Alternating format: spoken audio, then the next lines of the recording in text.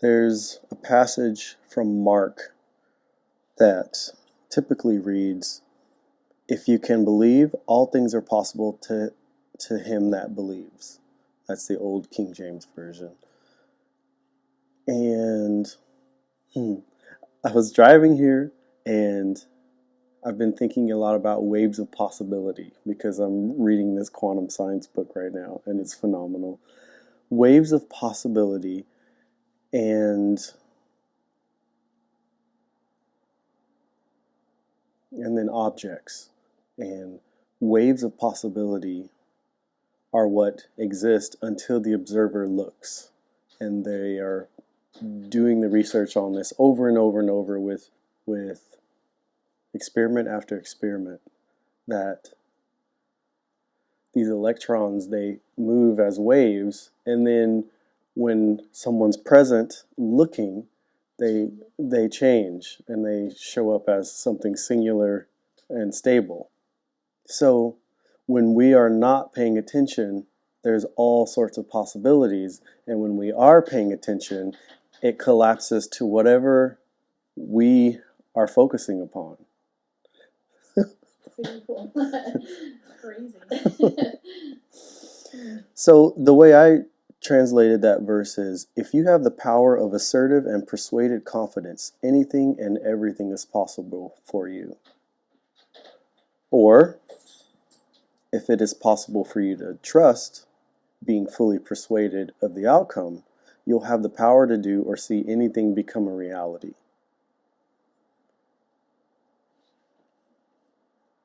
Did you say that last part again? If it is possible for you to trust, being fully persuaded of the outcome, you'll have the power to do or see anything become a reality.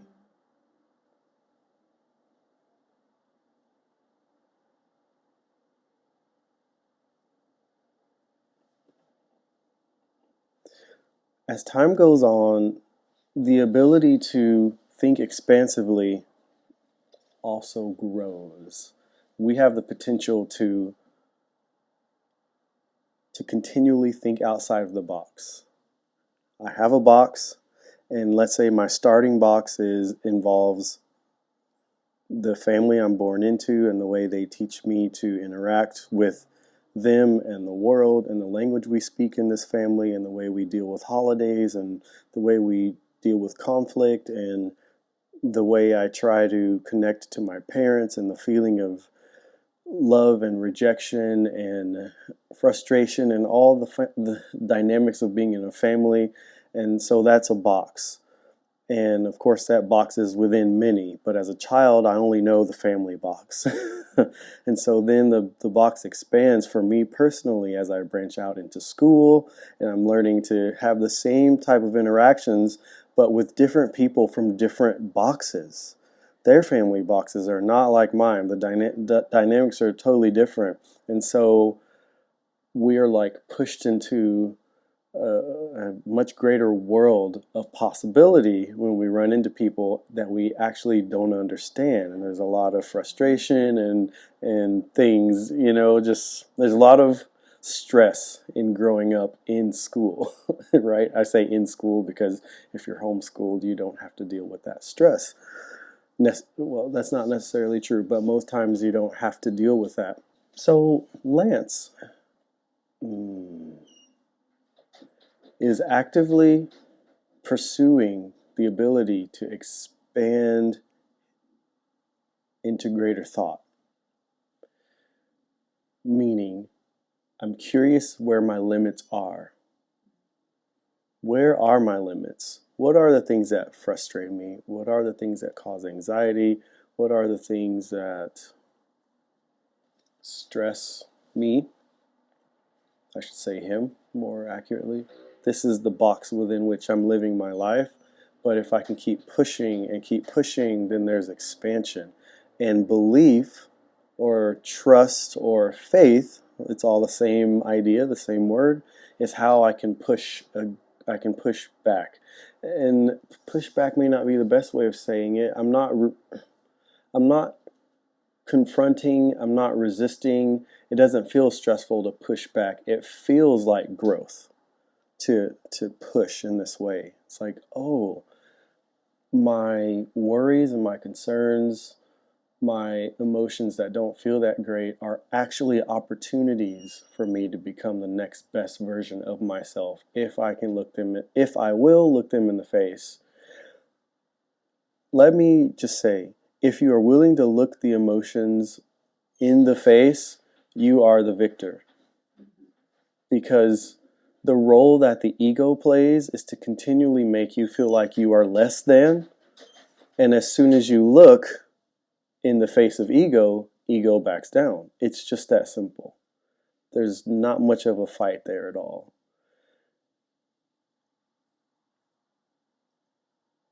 Okay, that felt really good.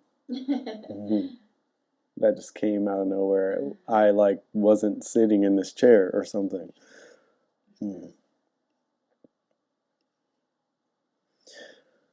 The commentary for that verse that I just read to you, everything is possible for you. Not having the confidence currently doesn't make the matter an impossibility. It is only impossible for you until you can perceive the circumstances in a different way. Someone could very well intuitively see or make sense of what you cannot yet, and therefore bring about what you deem impossible. If you don't have the power of assertive and persuaded confidence, then it is currently not possible for you. In this way, you are your own worst enemy or greatest ally or something in between. We may blame others, we may blame the circumstances, our inabilities, and the swarming difficulties, but none of those things make the idea in question possible or impossible. Your own state of mind makes it possible or impossible. And so when people in the religious sector read this verse, they automatically think that believing that all things are possible for those who believe, that's just a good thing. But the law of life is whatever you believe, for better or for worse, is what is possible. And so the things that haunt us, the memories,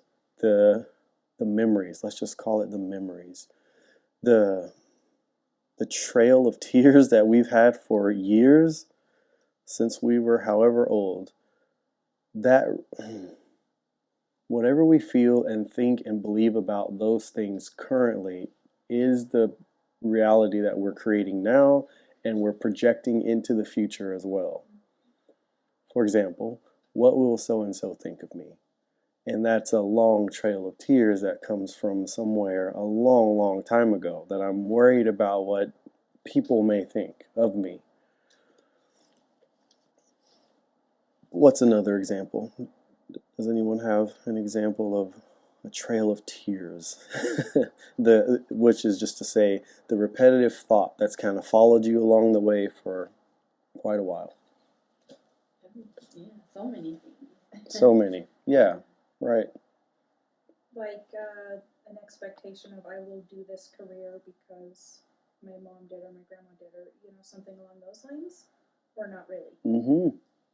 I will do this because my dad was military, my grandpa was military, yes, therefore I must be military. yes, or yeah, fill in the blank. yes, Yeah, like that's the good. burden of obligation. The burden of obligation. Which really is just like me holding on to. Mm-hmm. Right. Mm.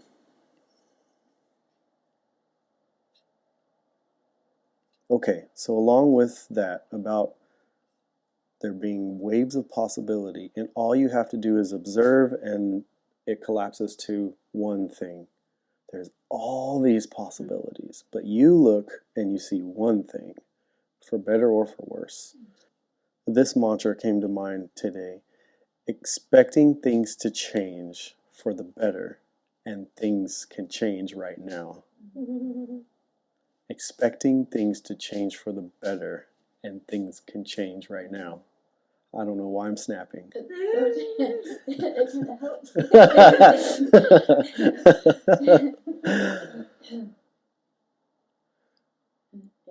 so true. there's been an increasing sense for Lance, this expectation of things to change and knowing that things can change for the better. And also not being afraid to look long term and see the bigger picture, like this is the big picture and where I'm choosing to go. Here I am. I'm here in this place and I see the big picture. Okay, that's great. And I need to connect to that. And the connection is the feeling. Like when I said whatever it was a minute ago, and I just had this smile, it's like, whoa, that felt good, right? That's connecting. The feeling is there. It's the same idea when you feel agitation and frustration. There's a connection and there's a feeling. And this is where you've collapsed to the one thing. There's all this possibility, but in this moment, in that moment, you've collapsed to whatever the stress or the anxiety is. And we need to stop right there. How am I breathing? How's my posture? What am I believing? Those three questions. Self-check. And your body is telling you. That's the beauty of stress. That's the beauty of feeling anything at all, is your body's communicating if this is good or if it's not so good.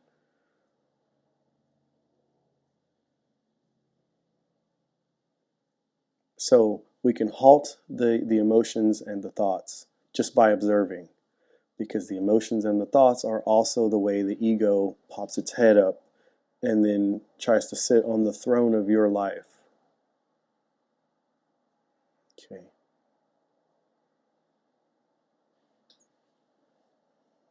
Expecting things to change for the better, and things can change right now. Okay, so where I was going with that is I am here, I have this vision, I'm connecting to it, and I have the feeling because I believe what I'm seeing. And I'm keeping room for the waves of possibility, as in how I'm going to get there. And I'm not worried. I just know that there are possibilities. And I'm expecting the change, knowing that the change begins now. So I can't just jump to the vision. The change begins right here and right now. And the first step takes place with me just feeling it and knowing that there's opportunity, knowing that there's serendipity, knowing that there's synchronicity, meaning I will be at the right time in the right places to meet the right people, and so will my friends.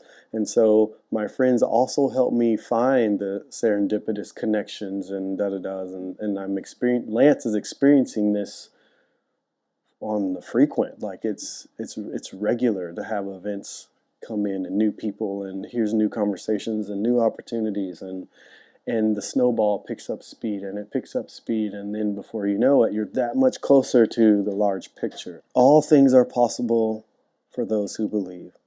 Another way of saying, if you have the power of assertive and persuaded confidence, anything and everything is possible for you. If it is possible for you to trust being fully persuaded of the outcome, you'll have the power to do or see anything become a reality, for better or for worse. So the thing about H&R, healing and recovery, is we find ourselves in repetitive patterns of thought, which leads to repetitive action. We call repetitive action addictions. And someone mentioned earlier last month about how their circle of friends, every time they would get together in the evening, there was always bottles of wine. And before the evening's over, bottles of wine are gone. And this is the repetitive nature of what the group does. And she was saying how it occurred to her finally that, oh, this group of friends are all alcoholics. Because this isn't just what we do when we're together, it's what they do when we're not together. And so we can get really comfortable in our repetitive behaviors. And that's all I'm getting at. It doesn't matter what the repetitive behavior is.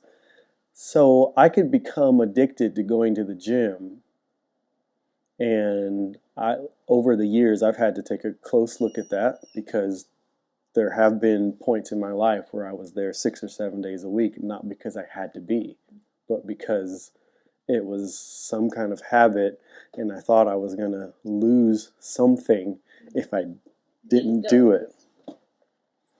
And that's the check, right? Is because I'm not feeling good at that point. Of the thought goes, oh, you're gonna, I don't even want to tell you. Let's just say, you know, you're gonna lose a few pounds on your overhead squat if you don't keep going.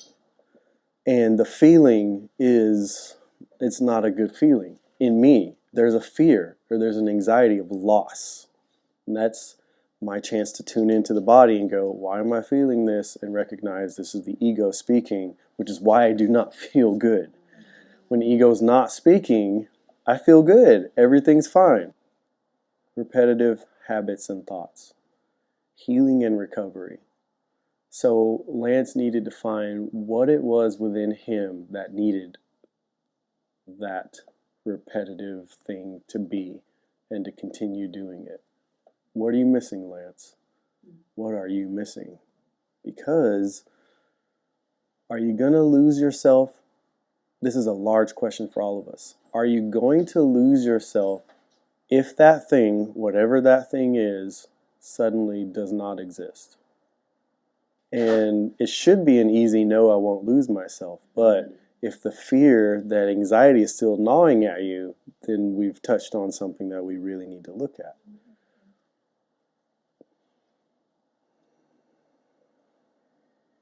So, does everyone have something to write on?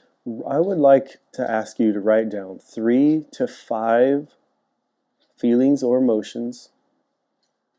You don't have to write that many, but at least 3 to 5 feelings or emotions that fit the category of stress, anxiety, just emotional turbulence seems appropriate for healing.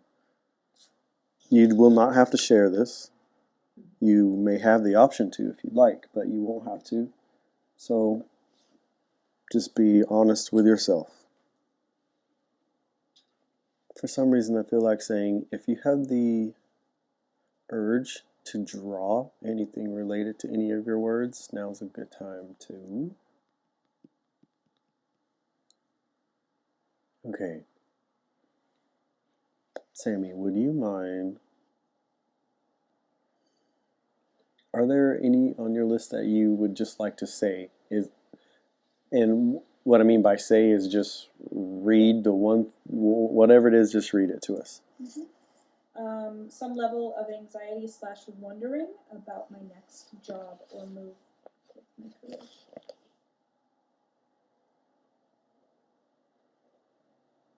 Would you like to, Melanie? I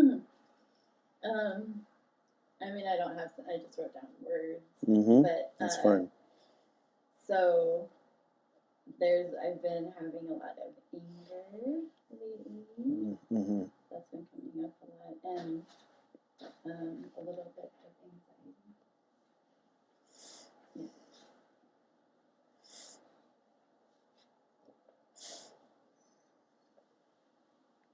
Kim? Oh. No pressure. Forgiveness and grief.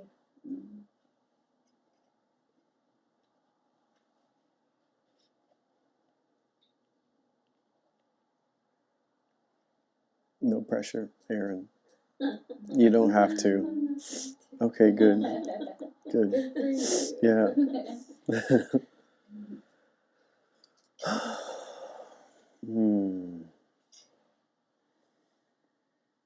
Let me say about anxiety, about anger, about forgiveness, and about grief. I just want to acknowledge the energy that is behind the feelings, and that the feelings are signs, like directions, leading us leading us to our true self. Do we like the feelings of anxiety or anger? Love it. Favorite. Or the need to forgive or be forgiven, grief? We're not happy about these things. And so it's an opportunity for the true self to come forward. And an opportunity to, again, look the emotions in the face and see the ego just take a seat. Sit down. Here's how we'll do it. Whatever you wrote, I want you to hold it in mind.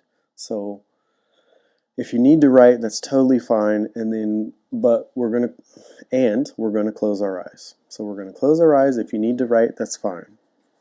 Especially if something jumps out at you, maybe you'll begin to feel more emotion, for better or for worse, and you may want to jot it down. Okay, so the pen and paper are your friend to be as honest as you want to be, as you choose to be.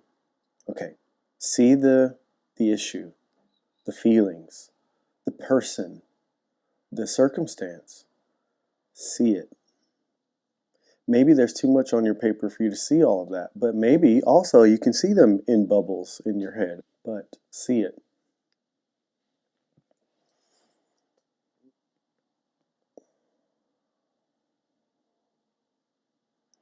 Now, with your eyes closed, I'm going to ask, Sammy, how does anxiety feel right now? Icky. I don't really know how else to Yeah, describe it. okay, I don't okay, like it. okay.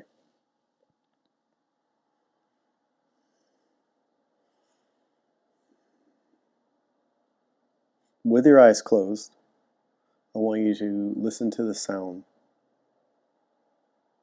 which I think is a car passing by, or many cars.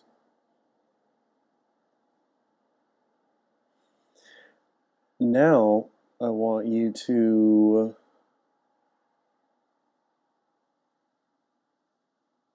let's see. Kim, tell me what you're thinking right now. Or what are you picturing? Music. Okay. Now that we've heard a sound, now we're thinking about music. We heard Sammy's voice. We're back to my voice. Now go back to the feelings that you started with. Now tell me, where are you? I'm going to just ask one person. Melanie, where are you? So I'm right here, like I'm not feeling any of those things. Like I'm Okay. feeling the calm. Okay. Yeah. Yeah. I love how she said, I'm right here. Oh, music to my ears. So now we're back to music. Imagine a song right now, whatever the song is. Kim, where are you? In nature, surrounded by mountains and trees. Okay.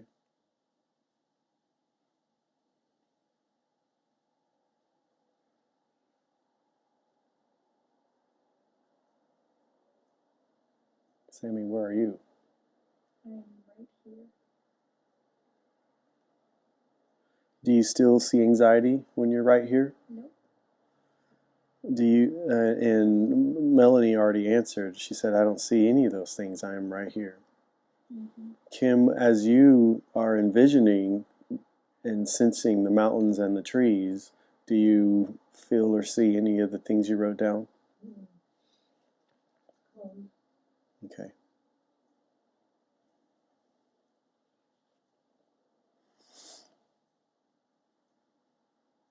What we notice is our thoughts have the power to come and go. And our environment and our circumstances can totally influence that. What was that noise in the back just now? What is that? Right? That's the dog in the kennel. And our thoughts go there. But where are you? You're right here. You are right here. Stay here. Stay right here. Take a deep breath. And exhale. Oh, there's another thought. It's good. The thoughts are examples of circumstances. They're usually attached to circumstances that are totally outside of our control.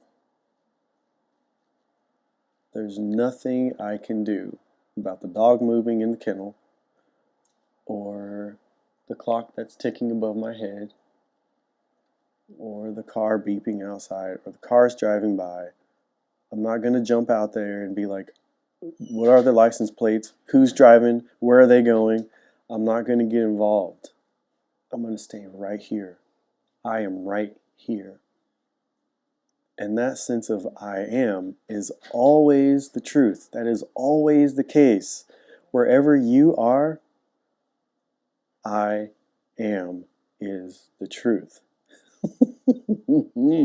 I love it.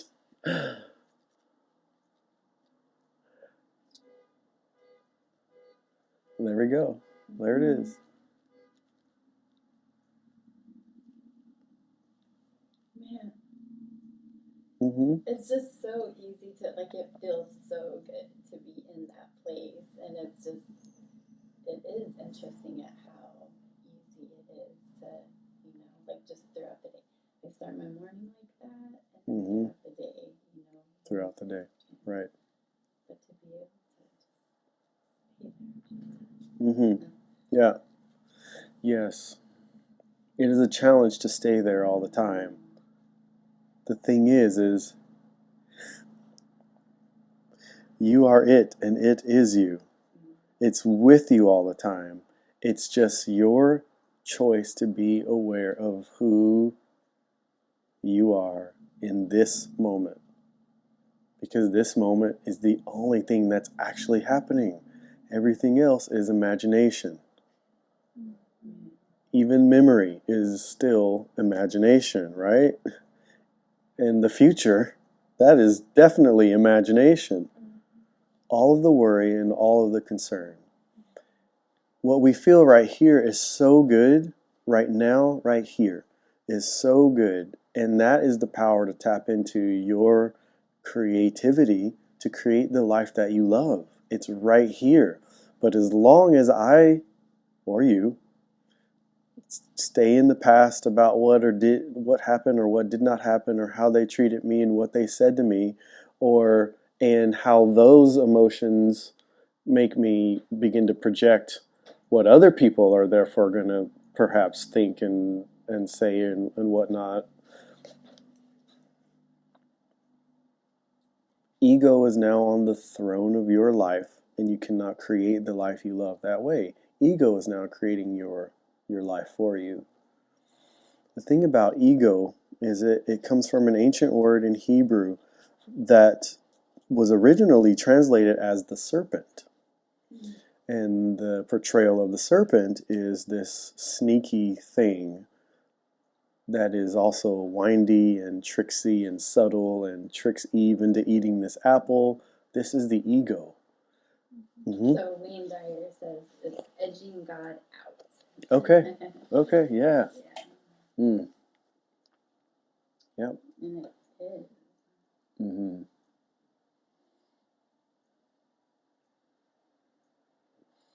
Your garden of peace is right here. And the ego saying, but don't you want to take a look at this? Don't you want to take a bite of this? The peace is right here. But the thoughts, that's the ego. Just, this could be better if you would just take a look over here. And there's so many enticing things, right? Right. Like, yeah. All the time. There are so many enticing things until they're not, right? Until they're not, which just means the experience, which we have to get some kind of way. So even our mistakes and our pains are worthwhile experiences because now we know. And now, because the ego keeps trying the same tricks, playing the same cards is what I like to say. And eventually you recognize the game and you're like, Oh, I've seen this one. seen this before. Been there, done that. Thank you. The cards are still the same, though the circumstances may change. So, what's a card? 8 of hearts. Okay, and they're typically red or black. But let's say the ego throws in a green one. So you've never seen this ace of hearts before. And so you may go for it. You're like, oh, what game are we playing now? Why is it green? Right? That's an example of the circumstances are different, but it's still the same card.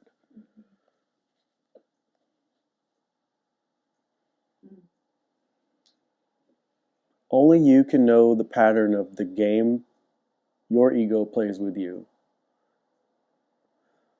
And you just have to pay attention. This is where self-awareness comes in. Self-awareness is such a gift. Not everyone operates with a high amount of self-awareness. It takes a lot of discipline as well. It does. It can feel tiresome to some people, I feel like, to always be on that, because it does require for you to be on, just paying attention. But it is your life, and you are responsible for your life. And if you won't pay attention, then no one else is going to for you.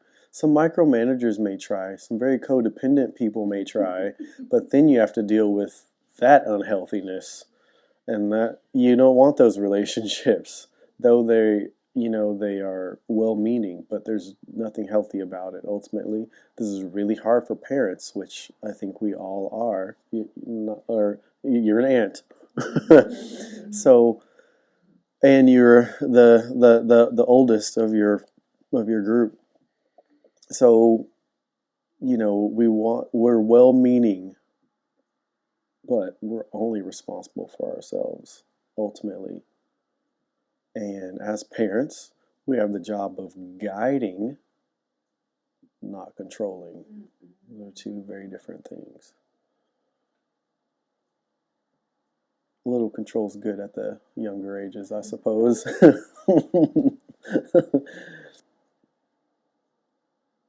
Okay, who wants to tell a story around their emotions that you wrote down?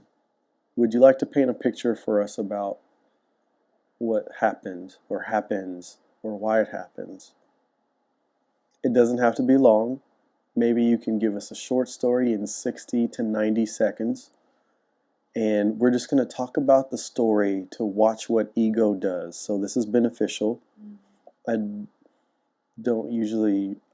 not recommending telling the long version of the story and getting into those emotions again.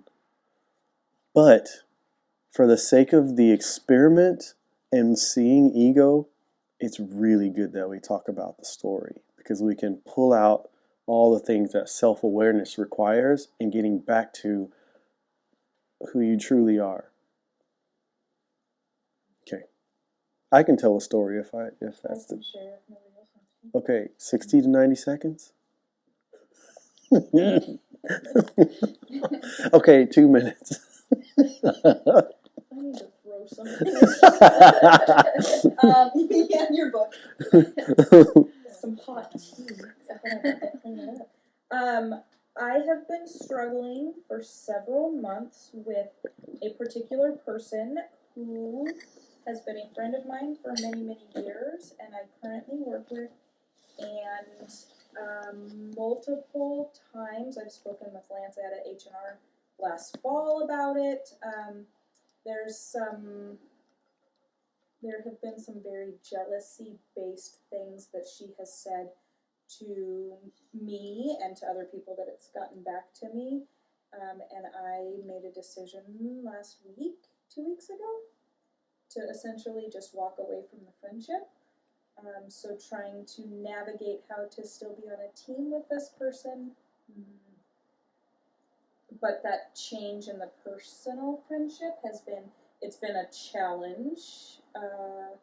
And the other day I was walking and I heard her voice on one of the podcast recordings, and I just felt this not really anger, like extreme annoyance that I heard her voice, and just like this flare of emotion. and I was over that way a little ways, and I took a deep breath, and I closed my eyes, and then I was okay, and we continued our walk and finished it. So, how did I do? Was that 2 minutes? Yeah, that was less. Good job. But it's taken a lot of practice in the stopping and the breathing and the not engaging with that emotional response, right? It's a hard situation. Okay, so I'll open up this story a little bit more, if that's okay. Absolutely. It's less about Sammy and just about our mutual friend, who is also a mutual friend to Kim. And it's interesting who we attract into our lives. That is the first order of inspection for me every time, is this person is in my life and I've invited them here some kind of way. This is one of the waves of possibility collapsing in this moment to this person being in my world. And there's always something to learn. This person really, really has been challenging. And I remember one night, and this is a good example because Kim and Samantha were here. I say Samantha and Sammy back and forth. This is her. We were making cookies for Kim's birthday, and I'm sure we had other food, but all I remember is the cookies. And I didn't even eat any. That's the funny thing. And hence the story was I had just chosen to be very open and vulnerable with the person that we're discussing about my new discovery of gluten intolerance. And I thought that would be a trustworthy thing to tell her because that she would be a trustworthy person and understanding because she's also gluten intolerant. And so I'm making these cookies that are not gluten-free, but they're for Kim. I didn't eat any of the cookies. They're a famous recipe from my mom. And I don't remember what she said as I was baking the cookies, but boy, did it touch a nerve. And I kind of raised my voice. Do you remember? I didn't even notice. I do remember, yeah. I don't remember the words, but I remember. I remember what emotion? I said, but I don't remember what she said. Probably. But it was a challenge, like, Something oh, you know, else. you're not supposed to eat these or something, and it was just Like a dig. something like that. But there was already history of little digs along the way, and I said, well, who said I'm eating any? And I instantly just felt my reaction. I was like, oh, like I just reacted, and I felt very uneasy. And the memory is still with me. And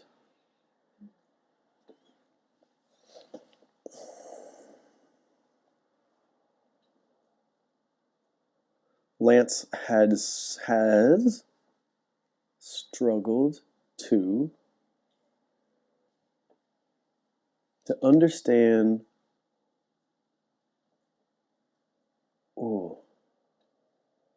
why someone you've opened up to and loved and invited and been gentle with and have been through healing processes with over and over again and dream interpretations with over and over again, just pour into their life, help them grow, and then to have to hear that a person you consider a friend is being divisive or backbiting behind your back.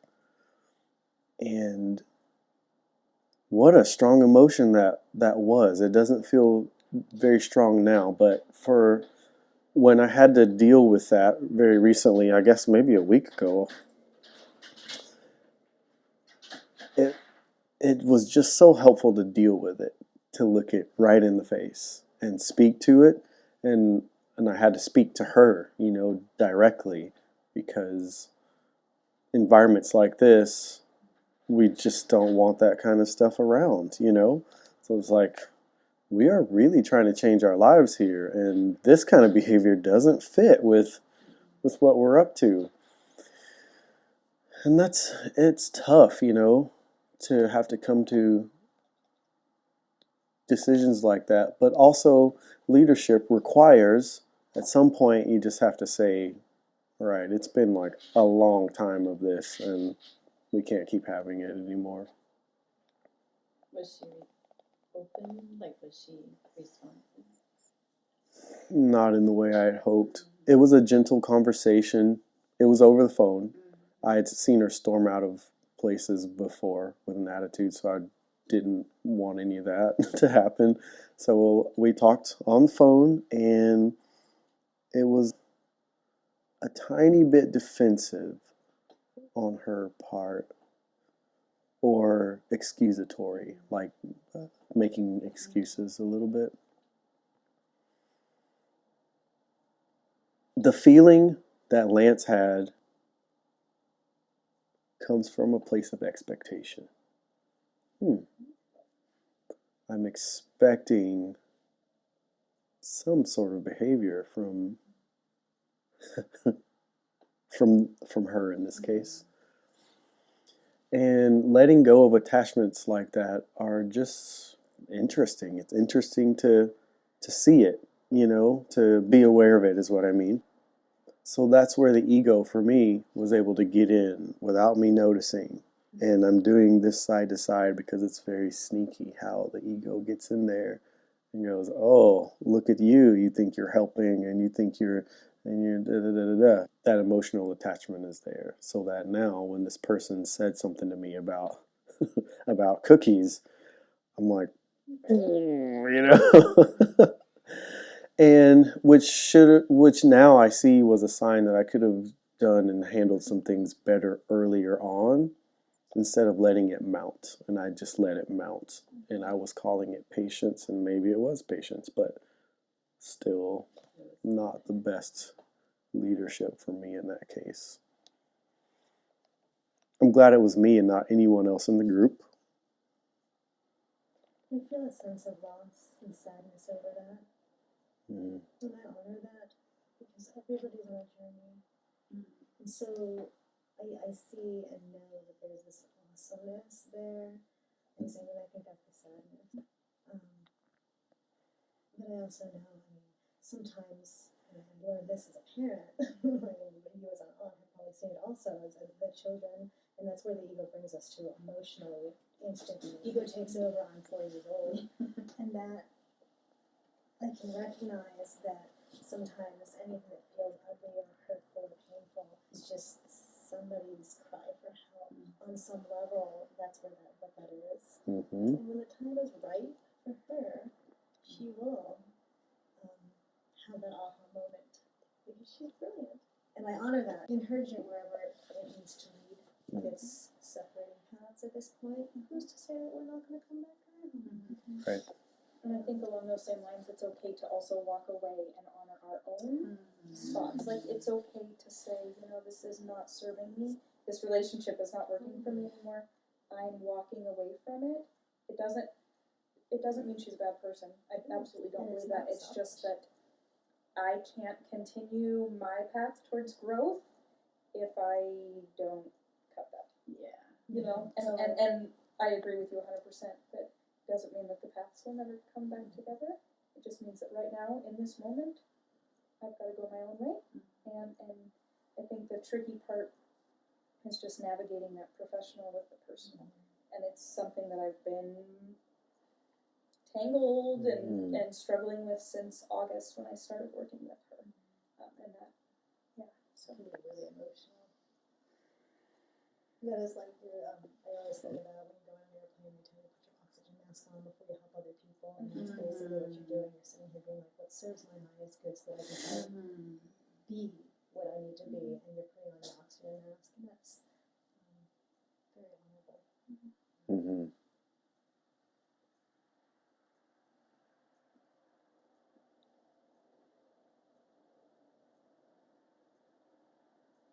I don't know. Well, I just feel like saying this. It feels really specific, so I'm going to try to just keep it general. People do things. Here's what I need to say. Hurting people hurt people. So whatever happened, whatever they did, whatever they said, the way they treated you had nothing to do with you. It quite literally was not personal. And we have the choice of how to respond. Who do I want to be? How does that experience make me a better person? In the sense that perhaps I know the warning signs now, and perhaps I can teach those signs to others in a healthy way. I want to invite you one more time to take a look at the things you wrote and come to a place in your relationship with those things to end the relationship, which means right now you might be able to expect the repetitive or habitual thought involving those circumstances to return. And when or if they do, it's just a thought coming and going. It's not real. It's not the reality. The reality is I'm right here. And since these thoughts come and go, feelings come and go, I am not the thoughts. I am not the feelings. This applies to things that people say about us. I am not what they say, because even that is just a thought that comes and goes. It's not stable. It's not consistent. The only thing that's stable and consistent is who I am right now.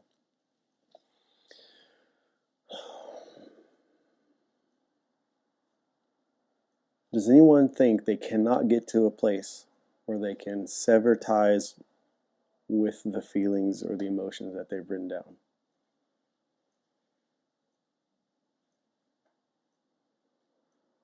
Okay, so everyone is saying, yes, I can sever ties.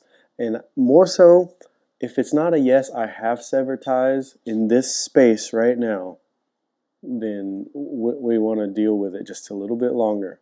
And all we're going to do is go within. The closing of the eyes and then listening to the thoughts come and go, that's all we're going to do. You go within, and that is the place. It is in the ancient scriptures, it talks about the secret place. And it's been referred to as the place of green pastures and the still waters, where there's just peace and there's just abundance. And it is here right now. It is here. That is where you are. And you are is another way of saying, I am. I am. I am. I am. What are you doing today? How was your day? Oh, I.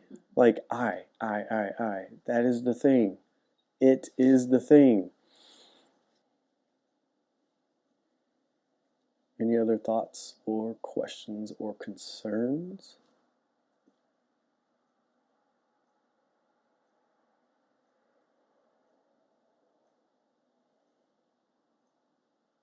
No. Okay.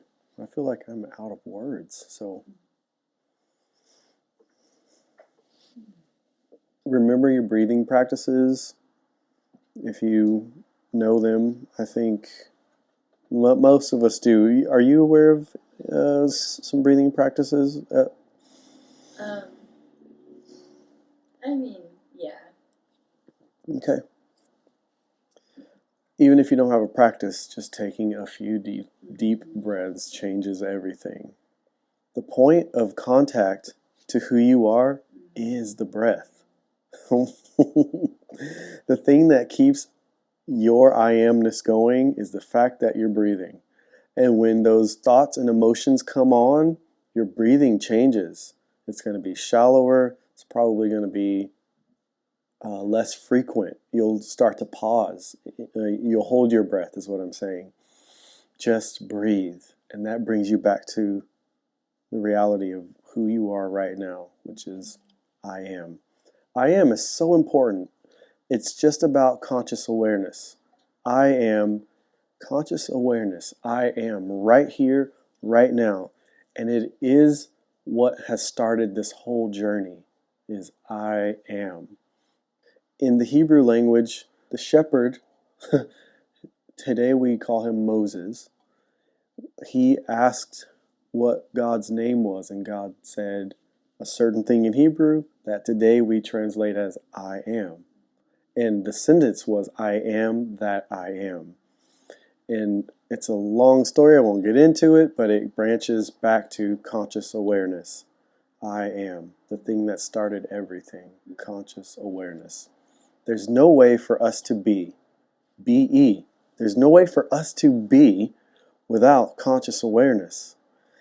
It is the thing before it all and after it all, conscious awareness.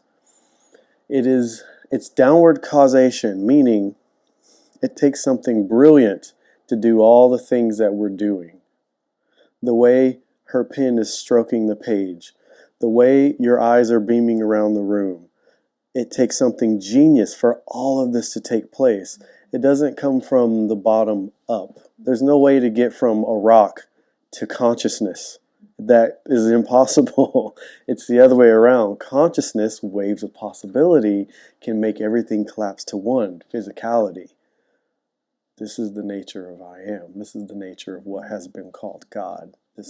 Yeah. And you are it. Melanie, you are that in this form. So amazing. Kim, you are that in that form. Amazing. Aaron, you are that in that form. Samantha, you are that in this form. And you are that. Thank you. In that. In this form, I am. Now we get to touch on what love is really about. It's being able to see who you are and also the reflection in the other.